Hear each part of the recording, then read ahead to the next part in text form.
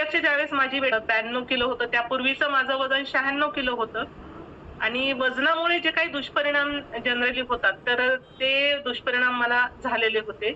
त्याच्यात सुरुवातीला सगळ्यात मोठा दुष्परिणाम म्हणजे मला संधिवाताची सुरुवात झालेली होती.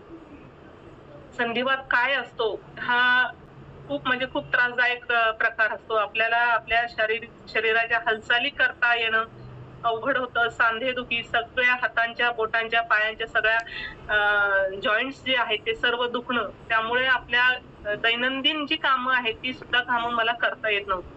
आणि नोकरी म्हणाल तर नोकरीच्या ठिकाणी सुद्धा मला जे काही दिलेलं टार्गेट किंवा जे काही काम असतं रोजचं, तर ते काम सुद्धा पूर्ण करायला मला अडचणी येत होती.